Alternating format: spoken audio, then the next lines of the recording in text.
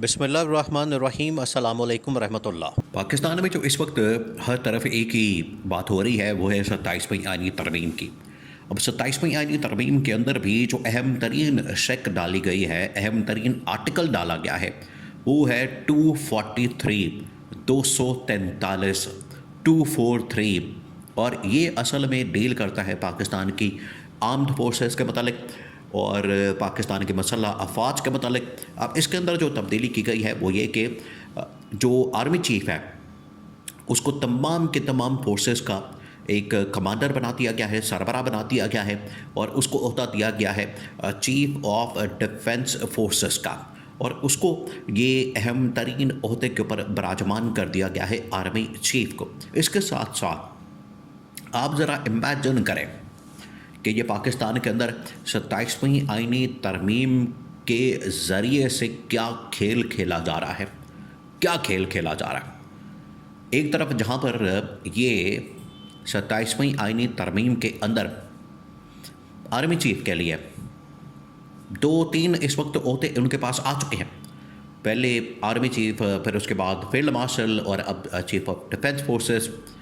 एक और बड़ा अहम तरीन नुकता यहाँ पर बयान किया जा रहा है, आप उसको समझें कि ये सब कुछ किया जा रहा है जो पाकिस्तान और इंडिया के दरमियान जंग हुई और पाकिस्तान ने वो जंग जीती और इसका सेहरा, इसका क्रेडिट असल में किसको दिया जाता है? जनरल आसिफ को। जबकि अगर आप जंग की बात करें, अगर आप उस वक्त के हालात की बात करें, तो अगर मैदान के अंदर किसी ने फ्रंट से लीड किया है वो तो पाकिस्तान की एयरफोर्स थी। पाकिस्तान की एयरफोर्स ने मैदान से लीड किया। पाकिस्तान की एयरफोर्स ने वहाँ पर उस वक्त ये सारा ऑपरेशन किया, फ़ज़ा के अंदर ये मार का सर किया, ये मार का सर अंजाम दिया और उन्होंने ये कामयाबी हासिल की उनकी जानिब से। जब ये ऑपरेशन किया गया उनकी जानिब से, जब इंडिया के राफ़ेल के ख़िलाफ़, इंडिया के तैयारों के ख़िलाफ़, क्योंकि असल में तो ये सारा कुछ तैयारों से हमले हो रहे थे, ग्राउंड फोर्सेस और ग्राउंड के ज़रिए से ऑपरेशन होना ये तो किसी और किस्म की जंग होती है। फिर टैंकों को उतारा जाता है, ग्राउंड फोर्सेस को उतारा जाता है, उसके अंदर बाकायदा फ़ौजें आमने सामने आ जाती हैं, इंगेज हो जाती है।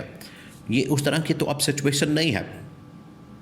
ये जो सारी जंग हुई ये असल में फ़िज़ा के ज़रिए से, हवा के ज़रिए से पाकिस्तान के ऊपर हमला कर दिया गया, तैयारों के ज़रिए से पाकिस्तान के ऊपर हमला कर दिया गया और पाकिस्तान ने भी अपने तैयारों से उसका जवाब दिया।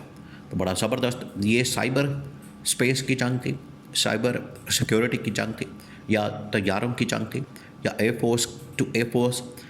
उधर इंडिया की एयरफोर्स, इधर पाकिस्तान की एयरफोर्स, तो उनके दरमियान एक जंग थी। तो असल में ये जंग लड़ी गई है एयरफोर्स के दरमियान और एयरफोर्स के सरबराह ने इसके अंदर कलीदी किरदार अदा किया, अहम तरीन किरदार। बात तो ये है, मामला तो ये है। तो ये जनरल आसिम को क्यों फील्ड मार्शल और फिर उसके बाद चीफ ऑफ डिफेंस फोर्सेस और ये तमाम चीज़ें दी जा रही हैं, ये एक नुक्ता उठाया जाता है, एतराज़ किया जाता है, एक ऑब्जेक्शन लगाया जाता है। आगे है अब क्योंकि उनको फील्ड मार्शल पहले बना दिया गया, फील्ड मार्शल के बाद अब उनको चीफ ऑफ डिफेंस फोर्सेस बना दिया गया। अब इसके अंदर एक और जो शक डाल दी गई है वो ये कि अब ये ताहयात, बिल्कुल लाइफ टाइम, आखिरी सांस तक, आखिरी बिल्कुल ता दमे मर्ग, ये अब ना सिर्फ फील्ड मार्शल रहेंगे, ये अब चीफ ऑफ डिफेंस फोर्सेस भी रहेंगे और इसके साथ साथ ना अब इनको हटाया जा सकता है, ना इनके ख़िलाफ़ कोई कानूनी कार्रवाई की जा सकती है, ना इनको किसी तरीके से इधर उधर किया जा सकता है, ना इनके ख़िलाफ़ कोई एक्शन किया जा सकता है। यानी इस किस्म का ओहदा क्रिएट पहले किया जाना और उसके बाद इस किस्म के इख्तियारात दिया जाना, ये बज़ाते ख़ुद इस वक्त पाकिस्तान के अंदर बहुत ज़्यादा डिस्कस हो रहा है।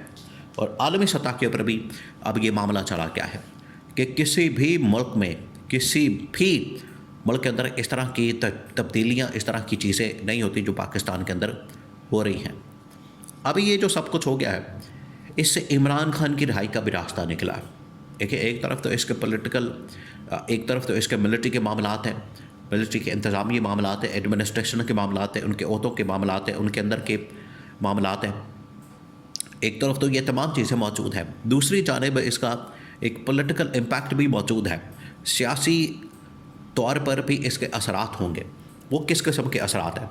वो असरात इस किस्म के हैं कि जब ये बड़ी तैनाती हो जाएगी तो फिर उसके बाद फील्ड मार्शल को किसी का डर, किसी का खौफ, किसी किस्म का मसला, उन्हें किसी किस्म की परेशानी, किसी की जानिब से एक्शन की परेशानी, किसी की जानिब से कोई खौफ की परेशानी नहीं रहेगी। वो फिर बिला खौफ व ख़तर, बग़ैर किसी डर के, बग़ैर किसी खौफ के जो चाहे कर सकते हैं। गवर्नमेंट को निकाल सकते हैं, हुकूमत को फारिग कर सकते हैं, उनकी छुट्टी करा सकते हैं और जिसको चाहे ला सकते हैं। नून लीग और पीपल्स पार्टी की जानिब से एक जो बड़ा नुक्ता उठाया जाता है और उस नुक्ते के ऊपर बड़ा फोर्स किया जाता है, उसके ऊपर बड़ा ज़ोर दिया जाता है और इस्टेब्लिशमेंट को डराया जाता है। इस्टेब्लिशमेंट को ये कहा जाता है, इस्टेब्लिशमेंट के सामने ये मामला रखा जाता है कि अगर आपने ये काम ना किया, अगर आपने वो काम ना किया तो इमरान खान आ जाएगा। अगर आपने इलेक्शन को मैनेज ना किया तो इमरान खान जीत जाएगा। अगर आपने मखसूस नशस्तें हमें ना दिलवाई तो इमरान खान आ जाएगा। अगर आपने उसकी पार्टी को ना तोड़ा, उसके बल्ले के निशान को ख़त्म ना किया, उसे महरूम ना किया तो इमरान खान जीत जाएगा। यानी इस बुनियाद के ऊपर इमरान खान के ख़िलाफ़ आज तक ये सारे काम करवाए जा रहे हैं। मुकदमात, केसेस, सियासी इंतकामी कार्रवाई, ये तमाम चीज़ें ये इसी बुनियाद के ऊपर की जा रही है। अब ये जो डराया जा रहा था, धमकाया जा रहा था, इसका एक खौफ दिया जा रहा था, वो सारा ख़त्म हो गया। अब फील्ड मार्शल को किसी किस्म का डर और खौफ नहीं है, क्योंकि अब उन्हें मुकम्मल तौर पर आईनी कानूनी तहफ़्फ़ुज़ मिल चुका है।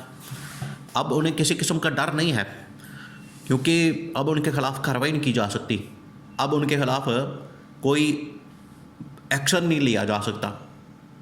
अब यहाँ पर एक कॉम्बिनेशन बनाया जा सकता है, यहाँ पर एक ऐसी अवामी लीडरशिप को सामने लाया जा सकता है जिसके पास अवाम का मैंडेट है, अवाम की सपोर्ट है।